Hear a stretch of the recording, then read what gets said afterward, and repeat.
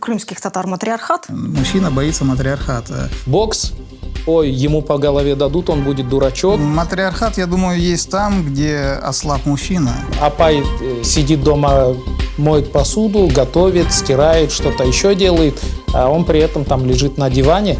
А у нас не принято договариваться. У нас как нет отношения к деньгам, так нет отношения к счастью.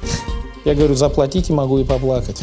Если соберутся 3 женщины, мужчина уже там рядом, получается, не будет. Нашим детям не нужны ни наши деревья, ни наши дома. Сделать человека счастливым – это то еще счастье.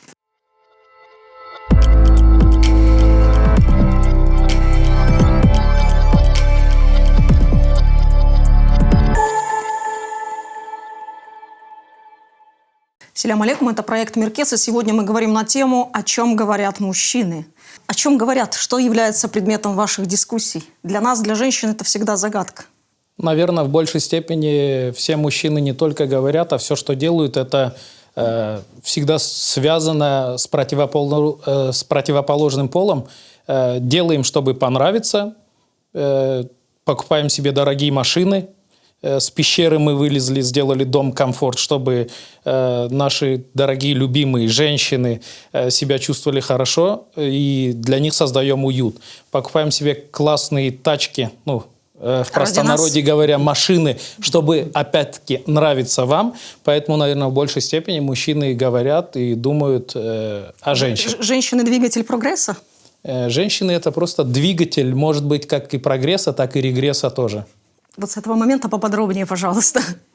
Я как неженатый человек из нашей компании... Еще не женатый, вы еще не постигли эту тайну. Да, я пока еще нормально бегаю. Наверное, будет правильно, если наши агалар, которые женаты, начнут эту тему. Человек еще не погрузился в эти тайные дебри. Вам виднее, так что делитесь опытом. Да, но, по-моему, мы сейчас не делаем все, чтобы понравиться женщинам, потому что это опасно, как минимум. Я не знаю, но говорим вообще про разное. Я думаю, что не только про женщин, на самом деле, потому что кто чем занимается? Только от этого? Конечно, потому что кто чем интересуется, тот о том и разговаривает, тот о том и говорит. Я думаю, что вопрос женщин, он, по крайней мере, для меня, он не такой актуальный, как, может быть, как для Исаби.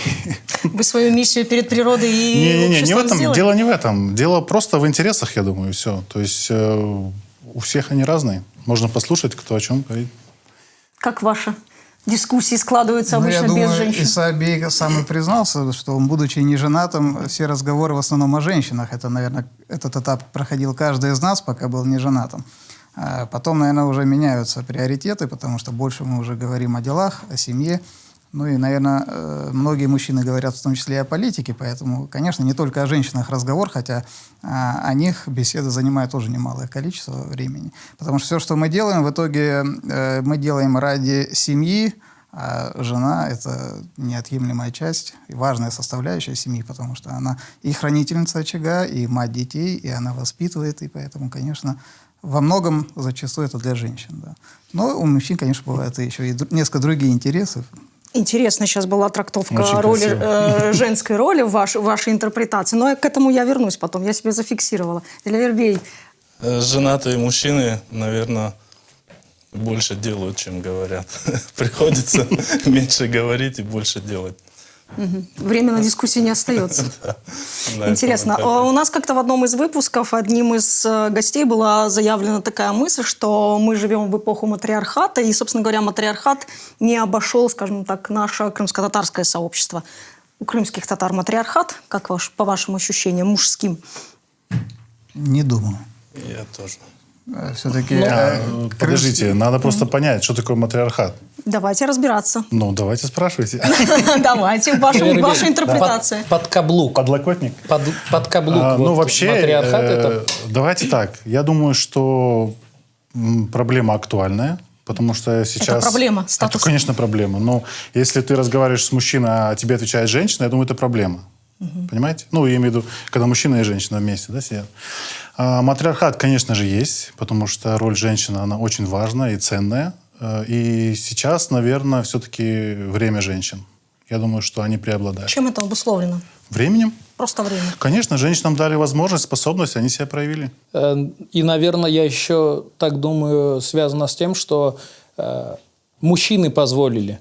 В какой-то степени мужчины позволили женщинам в некоторых семьях, да, преобладать. Потому что со временем у мужчины прекращает выделяться тестостерон, как он выделялся в молодости, и мужчина начинает немного угасать. Чтобы этого не происходило, надо заниматься спортом, всячески правильно питаться, поддерживать себя. И тогда, я думаю, в семье будешь вот так вот. Да, надо все равно себя как акая, как мужчину показывать. И тогда, я думаю, все будет нормально. Но вот, как сказал ты, Агам, зачастую наблюдается картина, когда ты задаешь вопрос, вот так глядя на мужчину, и пытаешься услышать от него ответ, а рядом сидит жена. К примеру, займешь денег, он такой... Поворот в сторону жены. И он такой раз глазами, мы не можем занять тебе денег. Ну, такие моменты хотелось бы, конечно, чтобы уверенность без и женщин, четкость, не без женщин, просто чтобы мужчина сказал либо нет, либо да, не глядя по сторонам, не боясь ничего мнения, и чтобы он был в курсе всех событий дома, чтобы он не думал, что ему дома за это сейчас сковородкой прилетит, да? А ваши версии какие будут? Матриархат, я думаю, есть там, где ослаб мужчина. И вот вы сказали, мужчину сделали таким. Мужчину, наверное, вряд ли можно сделать, он сам себя таким делает. Если мужчина перестает быть мужчиной, ну, естественно, кто-то в семье должен занимать главенствующую роль, кто-то должен брать на себя ответственность и принимать решения. И если мужчина от этой функции отошел, ну, это сугубо его личная вина. Я не думаю, что женщина...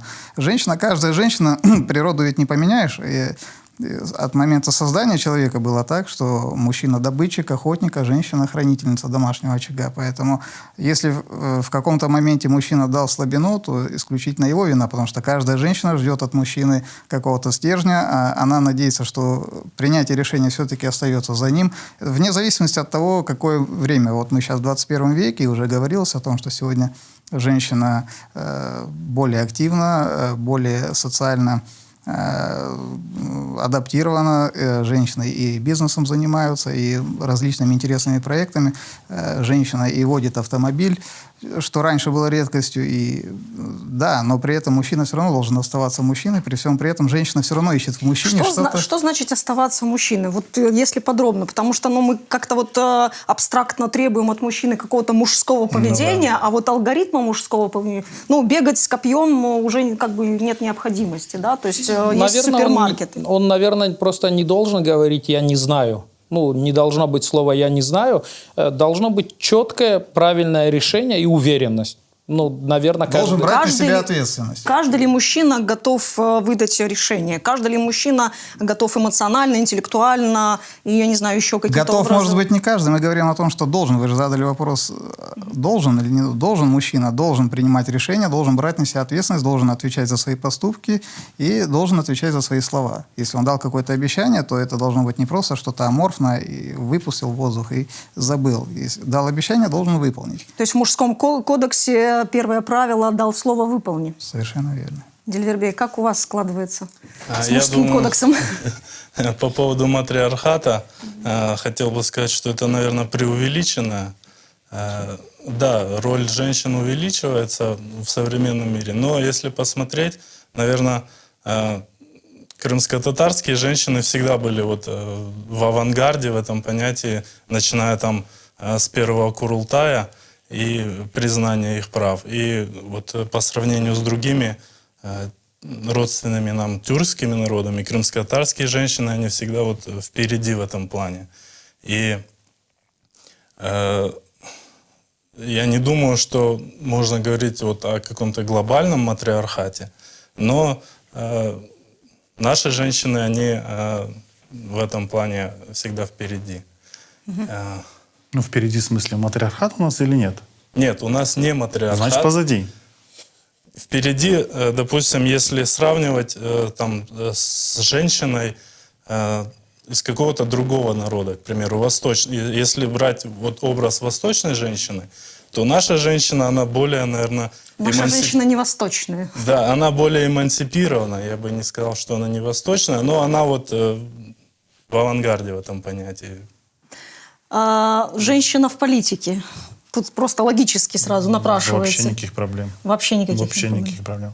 То есть, понимаете, тут получается два момента, что сейчас у женщины есть возможность, да, проявить себя, как я об этом говорил. И если мужчина дает возможность это проявить себя, женщину, значит, он должен себя подготовить к диалогу, как минимум. Потому что, когда ты разговариваешь уже с равным человеком, то есть там уже тестостерон не поможет и собей. То есть тут нужно уже будет просто договариваться. А у нас не принято договариваться. У нас мужчины, они акаи, настоящие волки, там, ну, да, жители степи, что называется. То есть никто не хочет разговаривать с женщинами. И поэтому получаются проблемы. Конфликт? Конечно. То есть, а если сразу на берегу договариваться, что мы просто будем обсуждать хотя бы, да, для начала. Понятное дело, что мужчина, он позицию доминантную занимает. Но в любом случае он должен это сделать, занять позицию. Но диалог, он должен быть обязательно. Потому что если я взял на себя роль добытчика, это не означает, что женщина должна сидеть и Не иметь права вообще голоса. ничего не иметь никакого права. Все, то есть и политика вообще без проблем. Это про поделиться ответственностью или про Нет. дать возможность? Нет, вообще я считаю, что когда говорят «должен», это вызывает тревожность у людей. То есть, ну, не все могут, понимаете? То есть, кто может взять на себя ответственность, он берет и без этого. Ему не обязательно говорят «ты должен взять ответственность». Есть мужчины, которые говорят «окей, я могу зарабатывать деньги, но я не хочу ничего решать». Поэтому женщина берет на себя инициативу решать эти вопросы, и они так живут. Все. Если их это устраивает. Они, ну, раз живут, значит, устраивает. Значит. Понимаете? То есть вопрос весь в этом. Я думаю, что ответственность за семью, вообще за путь, естественно, держит мужчина, да, отвечает за это все. Но в любом случае это какой-то диалог. Хорошая мысль. У нас когда-то мы делали в Судаке такую вот женскую дискуссию на тему о месте, да, крымско-татарской женщины в нашем вот глобальном крымско-татарском измерении. И там одной из участниц была озвучена идея о том, что социальное пространство или политическое пространство, да, невозможно без крымско-татарской женщины. И в этом контексте она приводила в пример как бы некую мужскую медиаплощадку, которая выбрала как себе вот в качестве оптики поведения, да, в качестве ну, некой такой стратегии исключения вообще женщин, да, из собственного формата. И она сказала, что если такая вот стратегия применяется, то рано или поздно это перестает быть исключительно крымско-татарской дискуссией. То есть если женщины нет в социальном пространстве крымско-татарском, то это пространство уже перестает быть, ну, таким крымско-татарским. Да? То есть оно дополняется другими культурами, другими спикерами, допустим, да, если мы говорим о медиаплощадках и так далее. Насколько вот такая мысль имеет право на жизнь? Площадка, о которой вы говорите, она не исключает роль женщины. Просто такой формат. Мы же не можем делать все форматы одинаковые. Есть разные передачи, есть разные площадки. Пожалуйста, можно создать аналогичную площадку по поводу женского какого-то клуба, можно какую-то общую. Здесь формат был избран такой, поскольку ранее такого формата не было. Вот. Маркетинговый ход? Да, поэтому, но ни в коем случае эта площадка никоим образом не исключает роль женщины, в том числе и в политике. Поэтому то предположение, которое было допущено, на мой взгляд, ошибочно. У меня есть еще одна такая мысль, ну и, собственно, не мысль, а это результат наших там с коллегами исследований, опять же. Мы, когда то или иное общество переживает какие-то там трагические события исторические, да, и накапливается опыт какой-то борьбы, какой-то, ну, скажем так, переживания этих трагических событий, люди живут в ценностях выживания. И очень часто, как следствие вот жизни в такой модели поведения, часто следствием является, ну, такое бережливое отношение к мужчине. Почему? Потому что от мужчины зависит продолжение рода, от мужчины зависит, будет ли существовать общество или нет. Ну, этническое общество, неважно, да, какая-то некая социальная группа. Так вот, если череда трагических событий повторяется, да, и вот эти ценности выживания становятся моделью поведения для ни одного поколения, не откладывает ли это отпечаток на модель поведения мужчины? Как вам кажется? Ну, вот это, наверное, и заставило чуть-чуть мужчин расслабиться. И видят, что к ним хорошо относятся, грубо говоря, сюсюкаются с ними, и они думают, а раз мне это можно, поиграю-ка я приставку. Или полежу-ка я на диване. Там апай сидит дома, моет посуду, готовит, стирает, что-то еще делает, а он при этом там лежит на диване. Я считаю, что это неправильно, если он пришел с работы, и она пришла с работы, он лег на диван, а она продолжает дома что-то делать. Я считаю, что это неправильно. Вторая смена? Да, у нее вторая смена, а у него, получается, он работал же. Ему надо отдохнуть.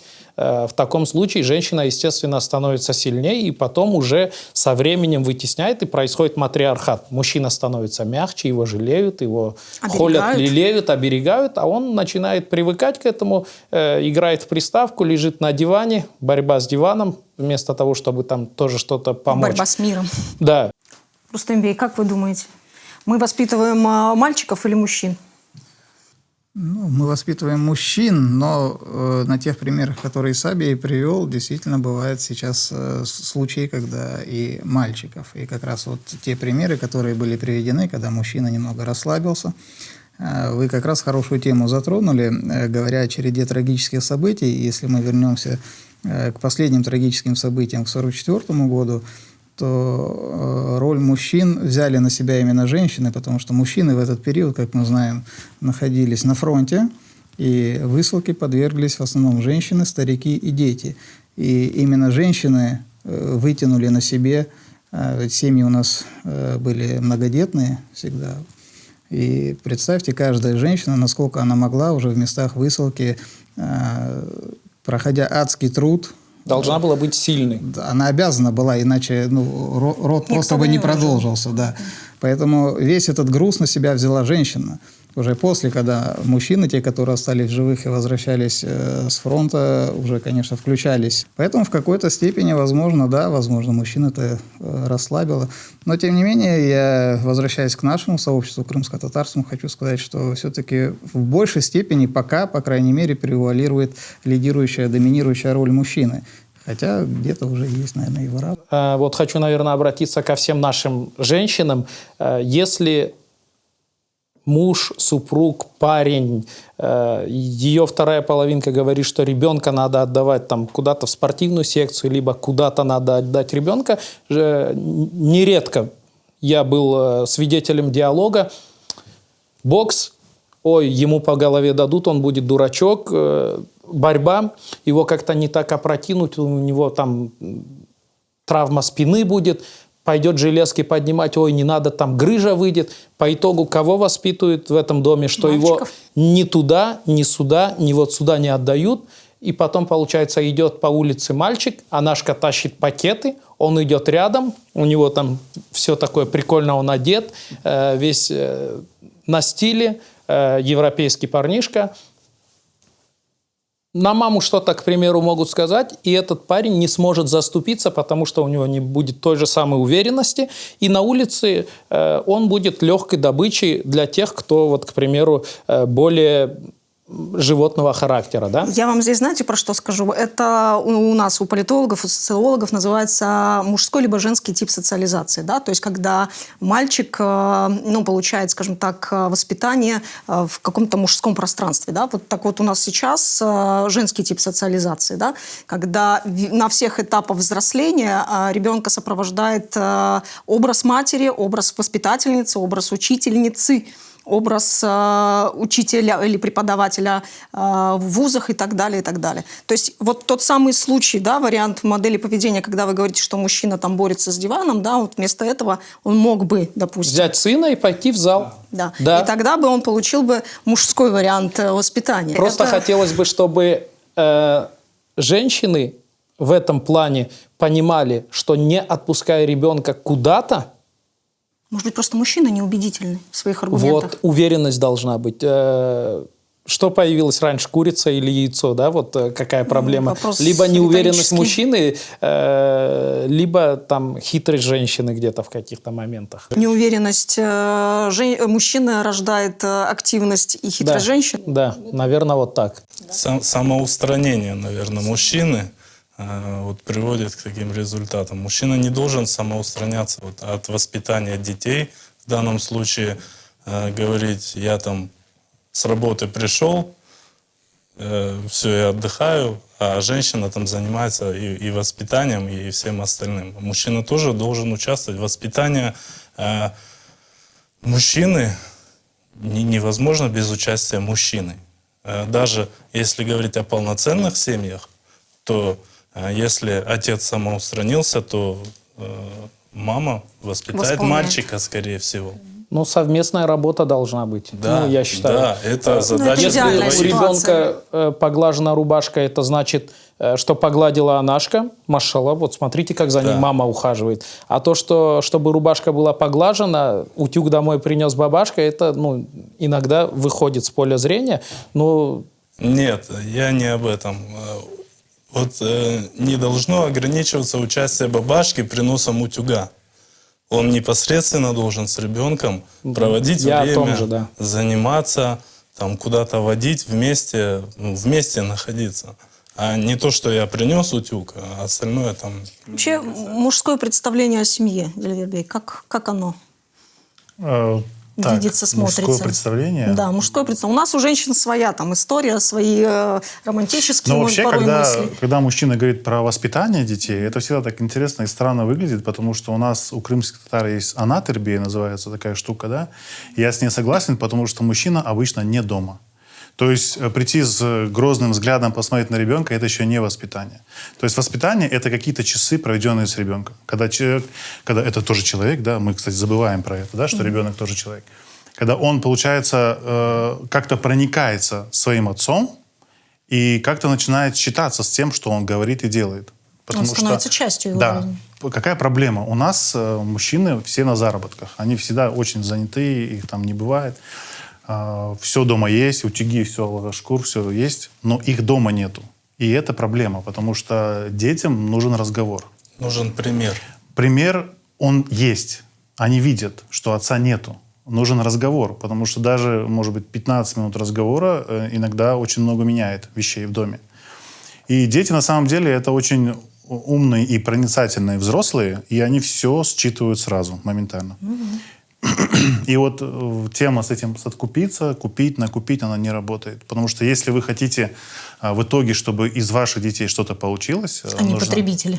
Ну, потребители, да, это вообще большая проблема. То есть, чтобы что-то получилось с ребенком, да, нужно с ним хотя бы просто поговорить и понять вообще, как мысль у него устроена. Потому что у нас, скажем так, вот почему, говорит, 15 лет тяжелый подросток? Ну, вы 14 лет с ним не разговаривали, и тут он вам ответил. И тут начинается проблема. Но если вы с ним постоянно в диалоге, ну, не может быть этого 15-летнего тяжелого возраста. Он для Я вас так не думаю. терра инкогнита, Мы пока да? не подошли к этому замечательному времени, но я думаю, что если вы общались с ребенком, если вы уделяли просто ему внимание, тоже отвести на какой-то кружок, да, просто выйти в парк погулять, просто куда-то поехать, это и есть общение, которое нужно ребенку. Ну, градус накала страстей в любом случае снизится. Формула вот эта вот мужская, посадить дерево, построить дом, вырастить сына, насколько она сейчас актуальна вообще для мужчин? Они вот строят свою, скажем так, мужскую линию поведения в рамках этой формулы? Ну, вообще, можно я скажу, да, я считаю, что это вообще не актуально. Вообще, Отпало да, за нашим ненадобностью. детям не нужны ни наши деревья, ни наши дома. А нашим детям нужно понимание, кто они в этом мире. И все. То есть, если ребенок начнет себе раньше задавать вопрос, кто я и что я хочу, у него будет и дом, и дерево, причем свои. Потому что мы сажаем дом для себя. Мы делаем дом для себя. Мы говорим это, о, Балам, это тебе. Нет, это мы себе строим дом. И дерево мы тоже сажаем для себя. А ребенок, когда вырастает, он сам для себя принимает решение. Ему это дерево нужно вообще, или ему этот дом вообще нужен или нет. Может быть, он криптовалютой будет торговать. я здесь чуть не согласен буду, наверное. Это нормально. Потому что у крымских татар всегда была актуальная тема жилья, да, дом построить, и куда бы мы ни ехали, мы даже едем кайфовать куда-то, отдыхать в Дубае, и мы оцениваем там стройку. Едут в Египет и едут смотреть на эти пирамиды. Здесь мало фундамента стройки, поехали туда, посмотрели на стройку, как они классно строят. Мы строим, возможно, для себя. Мы сажаем, возможно, для себя, вот, Агам, по твоим словам, но, тем не менее, наши дети подрастают и срывают с этого дерева плоды, кушают в первую очередь они, и пока мы строим вот это все, мы не в комфорте находимся. Мы создаем этот комфорт, а подрастающие дети уже находятся в комфорте. А их отношение к тому, как они будут воспринимать и надо ли будет это им или не надо, Это уже, как ты сказал, в моменте диалога, если ты ребенка подвел к этому дереву и сказал «Мнабо бадем тереген там, бабам сачта», и вот «Олсен деп», да, вот старинную песню вспомним, и чтобы он к этому дереву понимал, какое отношение у него должно быть. Эта формула, она остается неизменной. Единственное, что я считаю, что ее необходимо расширить.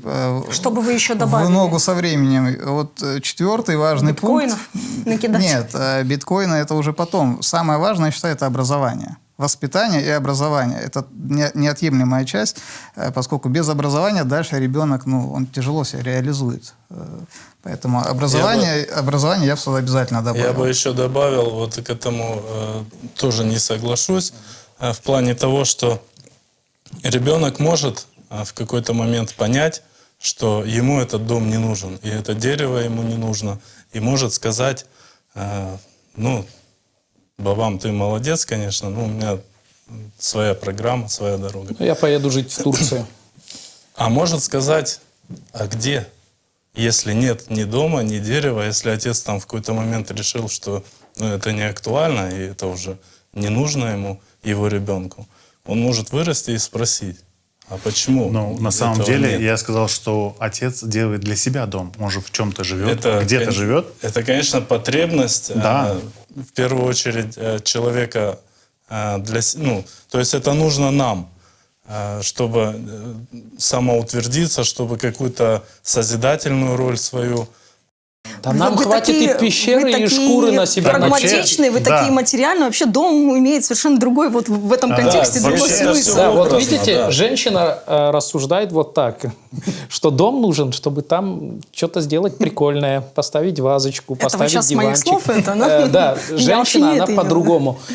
Мужчине будет достаточно пещеры, мужчине достаточно будет и пещеры, и шкуры на себя накинуть, выйти убить мамонта или там слона, и у него на костре пожарить кусок мяса, и все. Вот смотря на ваш костюмчик, я сомневаюсь, что вам достаточно будет шкурки.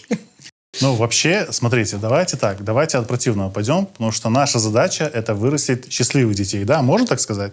Мы вообще можем говорить, что у нас Конечно. такая есть задача перед нами? Да. Поэтому я считаю так. Смотрите, у меня был такой опыт, когда мы снимали квартиру, он был недолгий, да? И я жил в чужой квартире. Я жил в многоквартирном доме, и я видел людей, которые живут в своих квартирах. И сказать, что они были счастливы, это, по-моему, будет вранье. Мы вот опять же... Я не договорил. Я считаю, что если мы построили свой дом и даем ключи своему ребенку, он это воспринимает как должное. Он говорит, ты обязан мне это сделать. Вот ключи, где ключи вообще, давай ключи сюда. А если мы в ребенке воспитаем возможность критически относиться к миру, возможность, желание искать смыслы жизни свои, то есть понять вообще, кто ты. Вообще, мы как родители должны ребенку просто подсказать. Балам, у тебя хорошо получается на скрипке играть, а ну-ка давай-ка поднажми сюда. Или у тебя хорошо получается там по лицу бить, вот посмотри, внимание на это обрати. То есть наша задача раскрыть ребенка, но никак не построить ему дом. Не надо говорить, что Балам, вот эти 18 соток это твои, не разбивай мне сердце, не уезжай в Киев. Понимаешь, о чем я говорю? Да, я понимаю. Мы, Вот и все. в принципе, говорим об одном и том же. Просто, вот как сказала Ленура Ханум, эти понятия, они образные. Дом — это не В моем 4 стены. Совершенно понимании конкретно. дом – это опыт. условия. Это опыт, который мы Да, передаем своим да, детям. вот Вообще это мы энергия, должны на это секундочку. сделать. Дом — это Дерево энергия. это созидание. Это не именно там посадить саженец в землю. Это образное понятие. Другими словами, семья. То есть, Конечно, и то, что мы говорим о воспитании, сейчас там вот о скрипке там, или о боксе, это воспитать Хорошо, сына. тогда чем отличается отец чем отличается сын от отца или от деда? Вот чем будет отличаться ваш сын от вашего отца?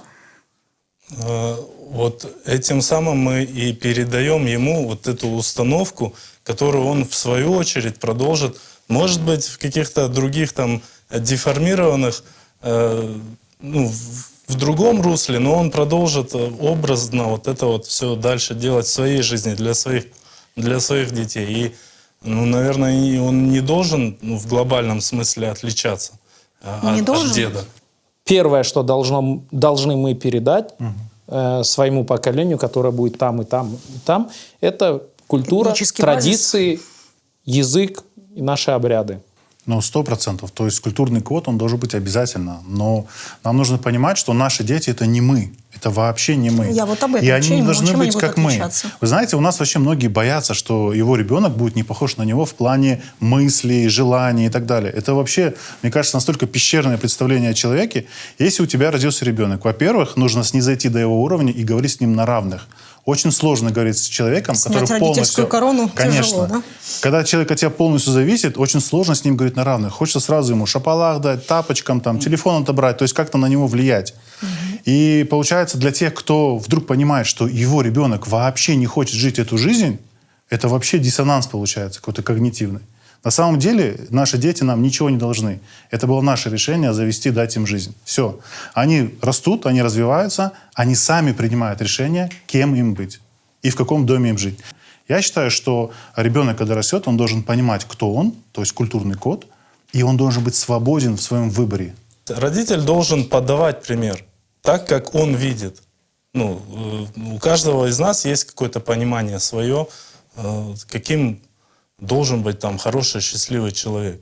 И мы, если мы живем просто транслируем это. В эпоху информационную, да, когда примеров для подражания масса. Да? Да, если- Ребенок может выбрать любую модель. Да, Нам да, нужно, если нет понимаете, примера от родителя, он заменит это. Нам, да, Откуда со стороны? нам- Родитель должен быть как вода. Где-то мягким, где-то твердым, да. Вообще нам нужно просто пройти скрытое анкетирование, чтобы все определить по шкале от 1 до 10 уровень счастья своего. Я уверен, что многие люди, которые вообще глубоко несчастны, такой, знаете, такой классический отец душнила, который говорит: так, Балам, ты, короче, вот так-то, так-то, ты будешь делать, как я тебе говорю, потому что я прожил жизнь там тырым-пырым. Понимаете? То есть он сам вообще глубоко несчастный человек. И смотреть на него, то, что он своим примером так называемое воспитание дает этим детям, да это вообще аип, это вообще грустно на это смотреть. Ну, Честно. Может быть, Слушайте, ну да. а у нас, у крымских татар, быть счастливым нам позволено? Вообще мы об этом не говорим. У нас как нет отношения к деньгам, так нет отношения к счастью. Ну, уже надо У нас что-то менять. обязательно кто-то вот так вот залезет, посмотрели, тот улыбается, у того чуть лучше Много не получается. смейся, плакать будешь. Да. Тебе говорили так? Да. Ну, Мне мне постоянно всегда говорили. говорят. Я говорю, заплатите, могу и поплакать. Любой каприз за ваши Вот деньги, да? визитка, да. Хорошо, тогда такой вопрос. Мужские занятия. Сегодня вот эти границы мужской профессии, да, и мужской занятости, они, мне кажется, тоже уже давным-давно стерлись. Чем должны заниматься мужчины? В недавнем прошлом мужчине заниматься стилем одежды, держать магазин мужской одежды было, ну, как-то это была все-таки женская работа. Ну, почему? Мужчины всегда были стильными. Ну, были стильные. Всегда были. Не всегда, но находились. Просто отношение к ним было немного другое на те времена.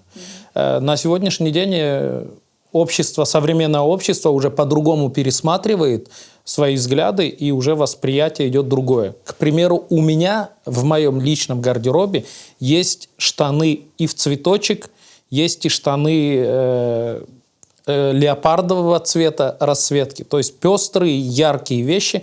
Но, тем не менее, моя компания, а у меня в компании абсолютно разные люди, есть и серьезные люди, которые на мировой арене там дерутся, бойцы, так и есть люди, которые в крымско-татарском и вообще в шоу-бизнесе находятся. И меня все воспринимают как человека, который просто отвечает за свои слова. Если он сказал, что он сделает... Вас не по леопардовым штанам, да, оценивают? Меня оценивают по моим поступкам и по моим словам.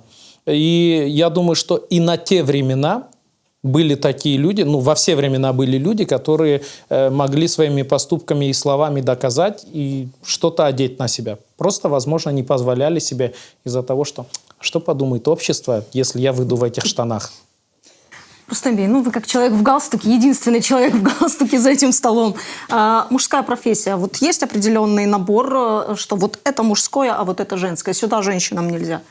В современном мире, наверное, нет. Границы стерлись? Грани стерлись, да, границы стерлись сегодня.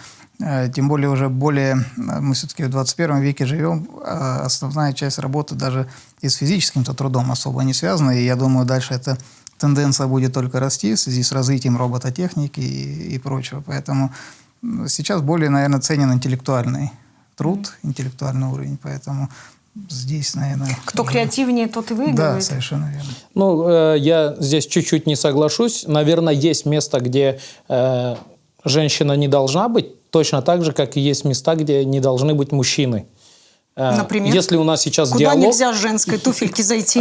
Если у нас сейчас вот здесь диалог, и это передача, в рамках которой вы ведущая, то вы имеете право здесь быть. Но если бы мы вот сейчас с мужчинами просто собрались посидеть и поговорить о чем-то о мужском, то здесь я считаю, что не должно быть женщин.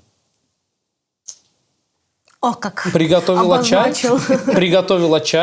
Добавила яду выйди и уйди ушла. из да. комнаты. Да, выйди, иди, посмотри, там, какой Сериал. классный у нас санузел, там, что можно еще сделать, уборочку какую-то. К примеру, я сейчас грубо сказал, но вообще она может тем временем там пойти куда-то прогуляться, либо встретиться с подружками, либо шопинг тот же самый.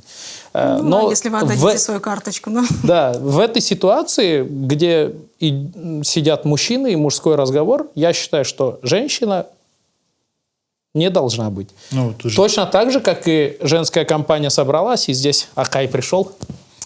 Так что там? И разговоры все, да? Земля такая, да? Вай. Ну, вот такого не должно быть. Наверное, в этом я бы... Хорошо, если соберутся 3 женщины и будут говорить о политике. Я в политике не разбираюсь, я встану, уйду. Мне Если это просто соберутся 3 неинтересно. женщины и будут говорить о политике, что делать мужчины? Уйти по совету Ну, семьи если, или- если соберутся 3 женщины, мужчина уже там рядом, получается, не будет. Я имею в виду, если, сами, Не, если ну- только женщины собрались. Мужчина даже не будет знать, о чем они говорят. Окей, поэтому не пусть говорят соберутся, о сидят политике. 3 женщины, обсуждают политику. Есть ли место мужчине в этой ситуации? Ну, если о политике, да. Потому что политика – это же не мужское или женское. Политика – это общая, всех она нас касается. Мы, если даже возьмем наглядный пример, в Украине долгое время самым сильным мужчиной в политике считалась женщина Юлия Тимошенко. Да? Вне зависимости от ее успехов, но ее амбиции, ее харизма, ее интеллектуальный уровень, и все ее так и называли. Ну, была она в политике и есть по сей день. И немало женщин в политике. Если мы канцлера Германии возьмем много лет Бессменова, это тоже была женщина. Но она определяла политический курс страны, поэтому... Да, заметно изменилась политика Германии в последнее время. Дельвербей, ну а если мужчины разговаривают, ну я не знаю, о машинах, женщины нет места? Скажите мне, как человеку с 12-летним стажем вождения. Я просто тоже не люблю темы машин, поэтому я, скорее всего, тоже уйду, потому что здесь... Я не тому человеку вопрос задала. Вы можете про машины сказать. Понимаете, в чем нюанс? Я думаю, что это, опять же, про интересы. Если человеку доступна информация, и он и пользуется, да, допустим, вам интересна политика, вы этим занимаетесь. Мне не интересна политика, я этим не занимаюсь. Все, это просто круг интересов. И мы так и все объединяемся. Кому интересна машина, они встречаются, разговаривают про машины. Вот, то есть, понимаете, это, То есть я думаю, состав, дискуссионный вообще не состав важно. зависит от Вообще не интересов, важно, потому никак что не есть от женщины, пола. которые интересуются машинами, и они могут поддержать разговор. Хорошо, тогда такой вопрос. Раз уж мы заговорили о границах, да, таких мужского и женского, а как вы, крымско-татарские мужчины, видите наших современных крымско-татарских женщин? Вот такой вот, ну, какой-то списочек характеристик. Короче, у меня здесь фотки есть, Я смотрите. подготовился. На самом деле, наверное, первая черта, за которую всегда говорили и наши деды, и отцы, я думаю, и мы, и, иншаллах, хотелось бы, чтобы говорили и наши дети, это в первую очередь скромность. Вот хотелось бы в первую очередь видеть скромность. Остальное уже все как присуще женщине. Скромность как сдержанность или скромность как непошлость? Скромность как не пошлость, наверное. На современном этапе хотелось бы в первую очередь видеть скромность как не пошлость. Потому что современное общество диктует какие-то правила непонятные. Юбки становятся короче, декольте становится глубже. И девчонки потом говорят, а вот почему мне так не везет? Или не могу там никак найти свою вторую половинку. А потому что она изначально не душевную красоту показывает, а показывает то, что через 10-15 лет уже будет не так, как на А что, данный момент. интеллект, он на расстоянии считывается? Конечно. А вот в первую очередь человек видит другого человека, и он подойдет к нему по внешним показателям. А потом уже на интеллект он как-то будет меньше обращать внимание, когда перед ним пушап. Ну, вообще, надо комплексно. Она говорит, а он ей в глаза смотрит. Ну вот, грубо говоря, вот так. Почти в Но глаза. не да. нужно путать скромность с комплексами, потому что многие думают, что они такие скромные, а на самом деле они просто закомплексованные люди. Вот вообще, я думаю, что вот в женщинах есть такая черта, она очень редкая, что когда мужчина говорит, даже если это, ну, скажем так, противоречит полностью женскому пониманию ситуации, вот если женщина 5 минут промолчит, а потом начнет об этом говорить, вот это снимет очень много вопросов и проблем. Вы про эмоциональность женскую? Я про паузу, что не нужно сразу мужчине оппонировать. Вот если женщина может эту мудрую паузу выдержать, когда она с чем-то вообще не согласна, она так промолчала, потом через 5 минут мы к этому вернулись и это обсудили. Это вообще, я говорю, что без посторонних. С посторонними это вообще неприемлемо. Когда мужчина что-то женщине говорит, она ему 15 слов возвращает, это вообще, на это смотреть просто, ну, страшно, скажем так. Что с нами будет? Я бы выделил еще, наверное, все-таки ум. Потому что именно женщина в большей своей части воспитывает ребенка. Да, мы говорим о том, что и мужчина должен непосредственно участие принимать, но все-таки мужчина больше дома отсутствует. Даже как называется наш родной язык? Она-то ли? Не она, не баба-то ли, не она баба-то ли, что было бы логичнее, поскольку у ребенка есть мать и есть отец. Да, а именно она-то ли, потому что в этом и заложено, что женщина – основа воспитания ребенка. И если женщина умная, если женщина мудрая, соответственно, в таком же ключе и ребенок будет воспитан. Об этом же и Гаспринский говорил, когда еще не было так распространено обучение девочек, женщин. Он говорил, что нам необходимо растить умных женщин, потому что именно они воспитывают детей. И, кстати, в его же произведении, в «Французские письма», в этой волшебной стране Дар-уль-Рахат, где он побывал, женщина и на основе и нашей религии, она занимает равное положение, и она участвует во всех процессах вот этой маленькой страны. Дар-уль-Рахат, она и политикой занимается, и общественной деятельностью, и в том числе и в огороде работает. Да? То есть, что-то равное такое. Поэтому вот, я думаю, именно на эти критерии тоже необходимо в первую очередь обращать внимание. Я бы вот согласился с этим и тут же отметил, что наши женщины не боятся брать такую ответственность на себя, быть равными, брать на себя больше и нести за это, то есть ответственность нести. Равные мужчинам? Не равную мужчинам, но равную ответственность, равную взятым на себя каким-то обязанностям, каким-то полномочиям. Про интеллект. Очень часто, ну, скажем так, есть такое мнение, да, что мужчины боятся умных женщин. То есть вот такой стереотип. Насколько он жив ли он, этот стереотип, в среде крымских татар? Мужчины боятся не умных женщин, а тех, кто умнее их. Не, я с этим не согласен. Ну, не боятся, Остерегаются. можно и так сказать, потому что проиграть физически кому-то менее обидно, чем проиграть в шашки или шахматы, или в карты в любой интеллектуальной игре. Для мужчины сложнее проиграть, нежели получить По лицу. по лицу, да.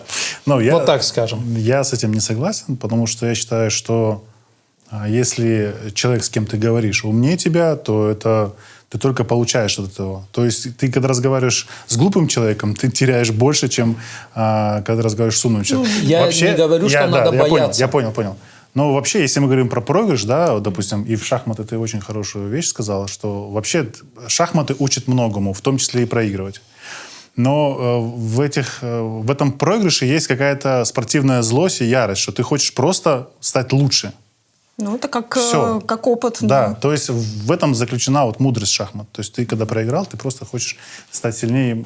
Поэтому мужчины не женщин боятся, и не боятся, не остерегаются, а правильно хочу свою мысль донести, что при разговоре с умным человеком и интеллектуальным человеком ты уже думаешь о том, что ты говоришь, ты себе не позволяешь что-то лишнее сказать, ты уже редактируешь себя перед тем, как что-то сказать, и ты уже более аккуратен, и ты понимаешь, что этот человек как-то сейчас тебя посчитает дурачком, ты боишься не того, что он умней, а боишься показаться дурачком. Наверное, Завоевать сложнее просто, или как? наверное, да. Да? Тут, наверное, еще боязнь того, о чем мы в начале передачи говорили, о матриархате. Мужчина боится матриархата. Ведет тот, кто умнее, понятно. Да? То есть мужчина волей-неволей, если он сам недостаточно умен, интеллектуален и не готов принимать решения, как я уже говорил в начале, эту роль на себя берет женщина. И тогда мужчина волей-неволей должен подчиниться. Если он сам не может принять какого-то решения, он не может принять решение, что нужно сделать полезного для семьи, но ему об этом говорит супруга, женщина, значит, он подчинился. Этого он и боится. Поэтому вполне естественно, когда мужчина остерегается, опасается того, что женщина умнее. Но и женщина, какая бы она сильная ни была, даже сильная женщина ищет мужчину сильнее себя. Потому что интереснее. Чтобы быть слабее, да. Потому что, ну, знаете, я же не просто так спрашиваю, да, об этом, потому что, ну, нам, женщинам, нам, девочкам, девушкам, говорят обычно, ну, не блещи интеллектом, да, то есть дождись, выйди замуж, а потом уже там... Кто это говорит такое? Вот бывает такое. Это у них своя женская школа. Да. Когда три женщины вместе собираются, где И говорят о политике, да. Да, начинают говорить о политике, главное чтобы я правило. ушел.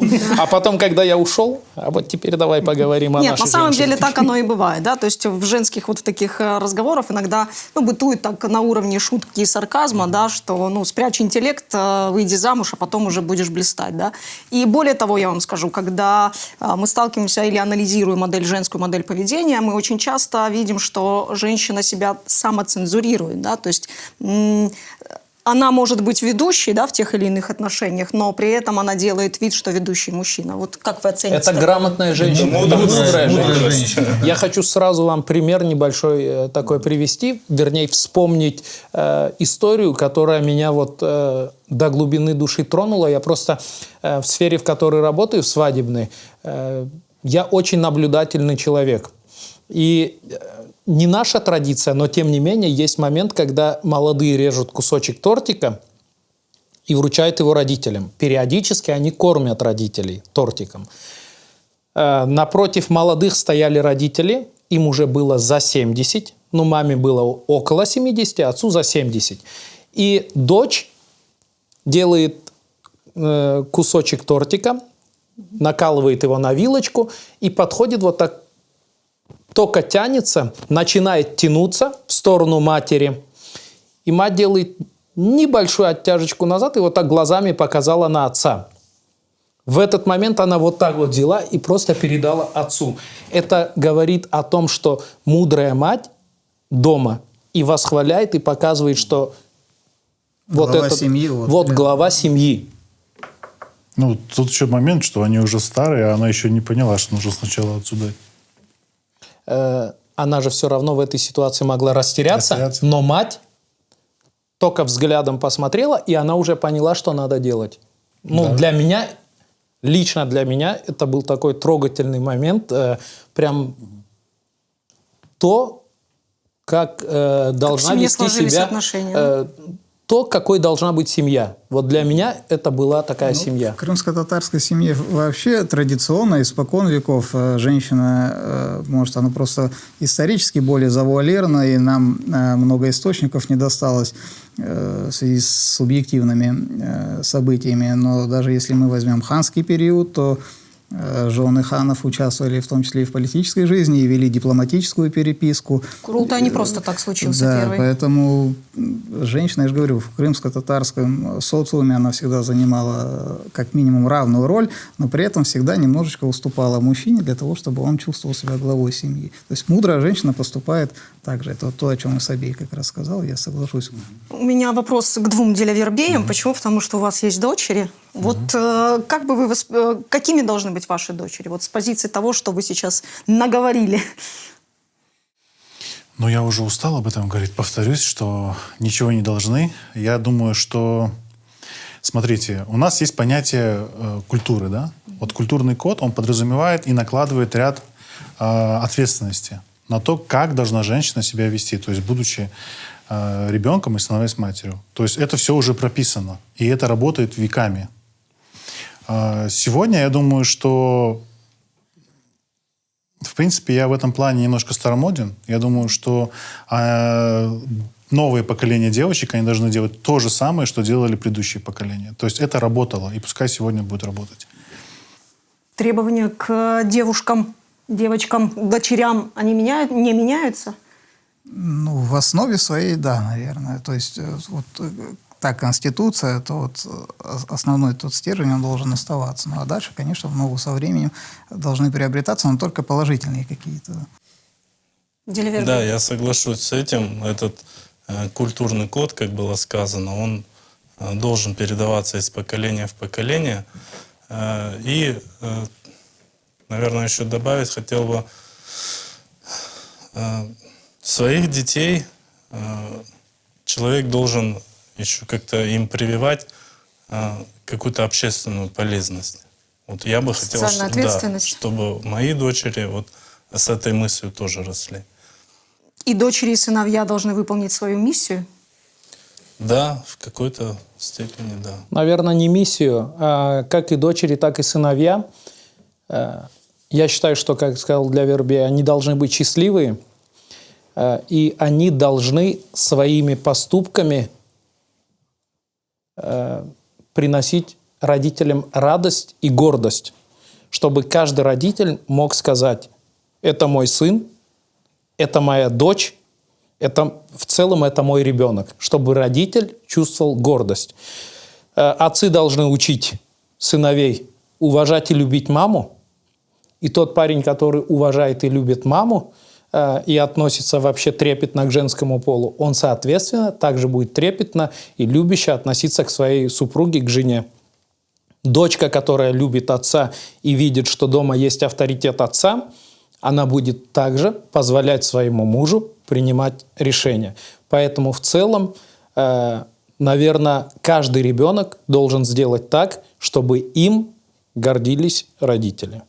Но тут еще и родители должны не забывать, что вот сегодня участились случаи бракоразводных процессов. Это вот то, что мы говорим, негативные периоды нашего времени. Да? То есть если раньше развод в крымско-татарской семье, он был явлением каким-то таким редкостным, то сегодня... Ну, было. Да. Не будем делать из себя идеальных. Нет, мы совершенно не идеальны, мы такие же, как и все люди. Но я к тому, что когда ребенок растет в полноценной семье, он получает воспитание и от отца, и от матери. Соответственно, он с этим растет, он выстраивает для себя какую-то модель, какого бы супруга или супругу он бы хотел для себя, да, то есть мужчина больше выбирает, похоже, на мать, женщина на отца.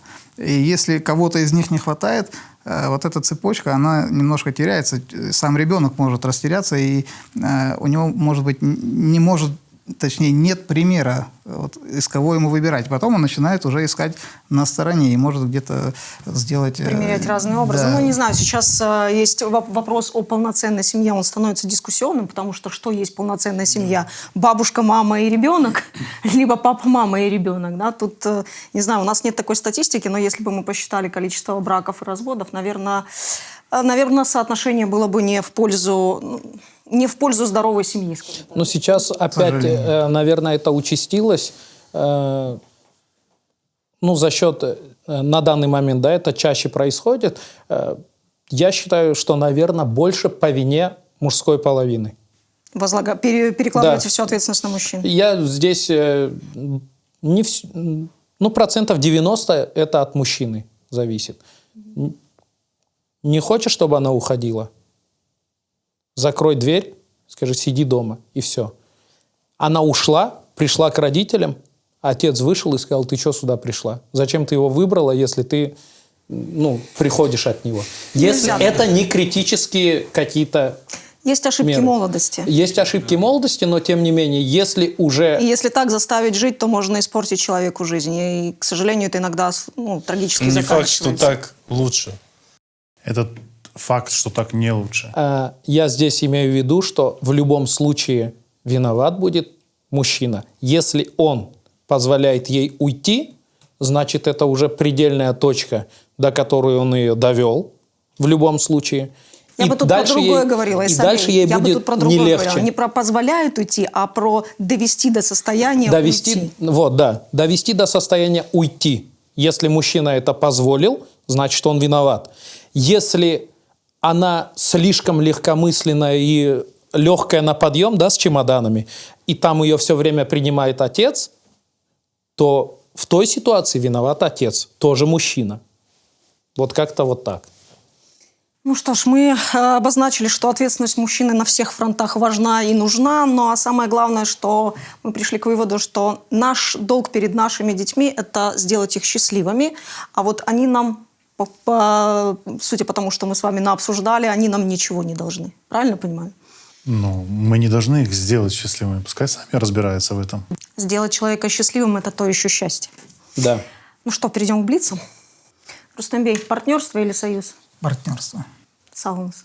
Дильвербей, крымско-татарский мужчина – добытчик или статист? Добытчик. Дильвербей, 21 век – это тренд женского или период накопления мужского? Так, дайте подумать. Но я думаю, что это все-таки тренд женского. Саунус.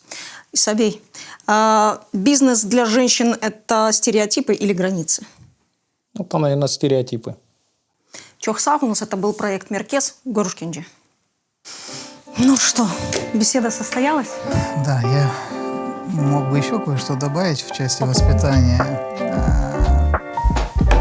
Нам как бы, вот, знаете... Про шамар вы хотели? Нет, не про шамар. Тема шамара у нас вообще не озвучена.